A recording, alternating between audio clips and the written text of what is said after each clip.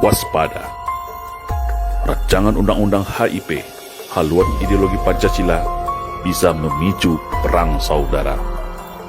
Oleh Anton Promana dari Tanhana Dharma Manggrava Institute.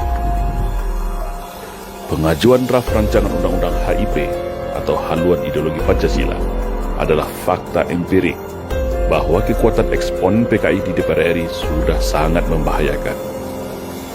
Hal ini dikuatkan dengan upaya menghapus dan mencabut TAP MPRS nomor 25 tahun 1966 sebagai konsideran dalam Undang-Undang HIP ini, di mana huruf dari TAP MPRS 25 1966 ini adalah tentang pembubaran PKI, pelarangan akan penyebaran paham komunisme, Leninisme, dan Marxisme di seluruh wilayah kedaulatan Indonesia, yang berarti PKI haram hukumnya hidup di Indonesia.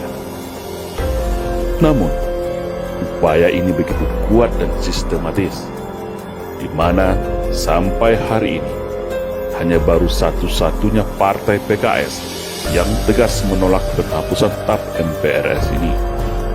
Hanya baru Partai Keadilan Sejahtera yang tegas dan lantang menyuarakan bahaya penyusupan agenda PKI Reborn di dalam draft rancangan Undang-Undang HIP ini.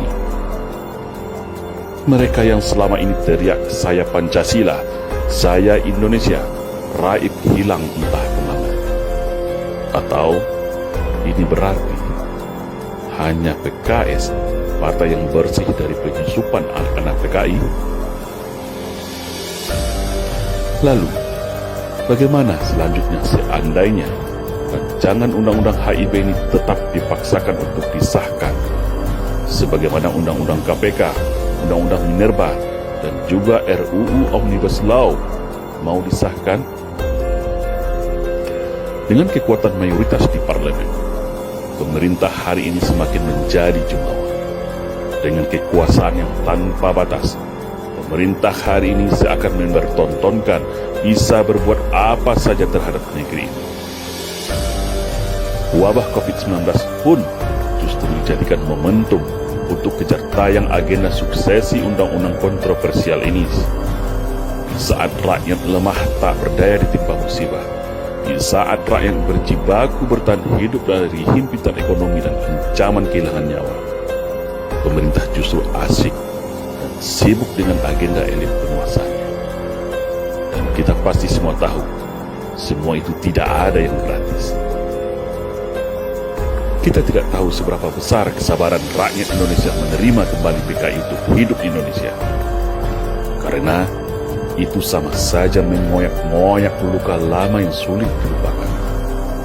Sebuah tragedi kemanusiaan, sebuah tragedi pengkhianatan, kebiadaban, kekejaman para pengikut PKI terhadap negara Indonesia.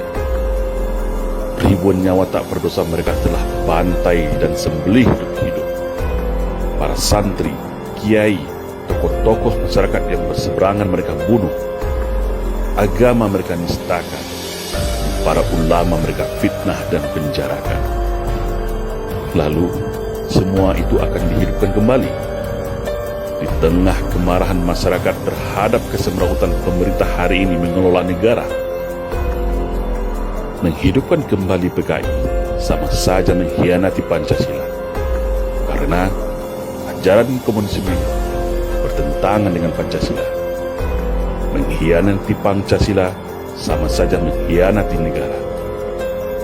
Membiarkan PKI secara resmi berdiri lagi sama saja menabuh genderang perang saudara antar sesama anak bangsa. Dan ini permasalahan serius. Karena sekarang semua sudah sadar dan tahu bahwa segala kerusakan, ketidakharmonisan, keterpurukan yang menimpa bangsa kita hari ini semua adalah bahagia dari skenario PKI gaya baru, agar rakyat Indonesia terpecah belah dan lemah. Dengan dibangkitkannya kembali ideologi komunisme yang menyusup ke dalam rancangan Undang-Undang HIP, ini sama saja menyiramkan bensin ke atas ranting-ranting pohon yang sudah lama mengering karena memendam amarah. Mungkin saat ini para anak PKI merasa bisa berlindung di balik ketiak kekuasaan. atau saja besar kepala karena didukung Cina dan aparat keamanan. Tapi ingatlah, kemarahan rakyat saat ini sudah di puncak nadir. Kemarahan rakyat atas segala kesewenang-wenangan dan penistaan terhadap negara ini sudah berada di puncaknya. Tinggal menunggu momentum titik lututnya. Dan pemaksaan untuk kembali menghidupkan ideologi komunis yang menyusup dalam draft rancangan undang-undang HIP ini bisa menjadi pemantik gelombang kemarahan rakyat. Baik itu umat Islam, TNI, para pejuang, purnawirawan, keturunan raja-raja Nusantara di daerah, dan para patriot sejati yang masih ada merah putih di dalam jiwanya, yang sudah begitu gerah melihat negeri ini salah urus dan salah arah. Kalau rancangan undang-undang HIP ini tetap disahkan, maka ancaman perang saudara ada di depan mata. Jawabannya hanya dua: menghabisi atau dihabisi, membunuh atau dibunuh. Bersiap siagalah.